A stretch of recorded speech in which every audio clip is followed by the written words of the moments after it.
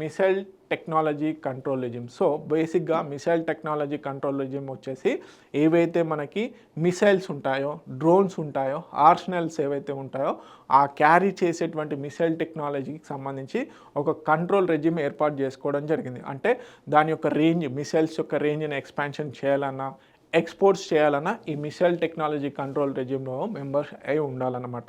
So ఒక stage 300 kilometres కంటే ఎక్కువగా వెళ్ళాలి అనుకున్నప్పుడు బేసిక్గా ఈ మిసైల్ టెక్నాలజీ కంట్రోల్ రెజిమ్లో ఉండాలి. ఏదైనా దేశం ఒక మిసైల్ని డెవలప్ చేయాలి అన్నా, దానికి సంబంధించినటువంటి వార్ హెడ్ని డెవలప్ చేయాలన్నా ఏంటి బేసిక్గా ఒక లిమిట్ ఉంటుంది, 300 కిలోమీటర్స్ లిమిట్ ఉంటుంది. సో దానికంటే ఎక్కువ రేంజ్ వెళ్ళాలి అన్నప్పుడు ఆ మెంబర్ కంట్రీ వచ్చేసి మిసైల్ టెక్నాలజీ కంట్రోల్ రెజిమ్లో ఉండాలి. ఎస్పెషల్లీ ఎక్స్పోర్ట్స్ పాయింట్ ఆఫ్ వ్యూలో, అదేవిధంగా డెవలప్మెంట్ పాయింట్ ఆఫ్ వ్యూలో.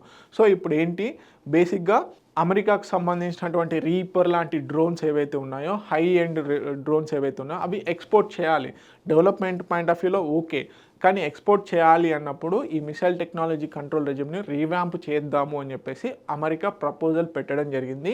సో అందుకని చెప్పేసి న్యూస్లో ఉందన్నమాట. సో దీన్ని ఎప్పుడు ఎస్టాబ్లిష్ చేశారు ఏంటి అనేది చూద్దాము. ప్రధానంగా వచ్చేసి 1987లో మిసైల్ టెక్నాలజీ కంట్రోల్ రెజిమ్ని ఏర్పాటు చేయడం జరిగింది. ఎక్కడ?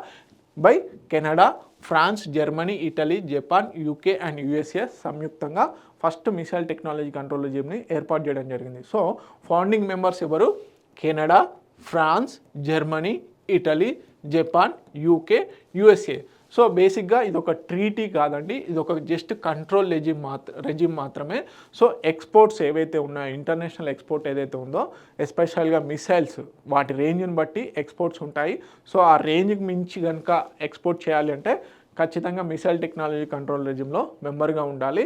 సో ఇండియా వచ్చేసి 35th మెంబర్గా మనకి జూన్ 27th 2016లో జాయిన్ అవ్వడం జరిగింది. ఓకే, సో ఇప్పుడేంటి reinterpret missile technology control regime ఏదైతే ఉందో allow sales advanced drones like reaper లాంటి అడ్వాన్స్డ్ డ్రోన్స్ సేల్ చేయాలి అంటే దాన్ని రీఇంటర్ప్రిట్ చేద్దాము అని చెప్పేసి యుఎస్ ప్రపోజల్ పెట్టడం జరిగింది. So prevent proliferation. సో ప్రధానంగా మిసైల్ టెక్నాలజీ కంట్రోల్ రెజిమ్ యొక్క ప్రధాన ఉద్దేశం ఏంటి అంటే బేసిక్గా nuclear, chemical, biological weapons delivery సిస్టమ్ని కంట్రోల్ చేయాలి అని చెప్పేసి దీన్ని బేసిక్గా ప్రజా నష్టం కలగకుండా ఉండేందుకు ఏవైతే మిసైల్స్ ఉంటాయో వాటిని కంట్రోల్ చేయడం కోసం అని చెప్పేసి దీన్ని లాంచ్ చేయడం జరిగింది.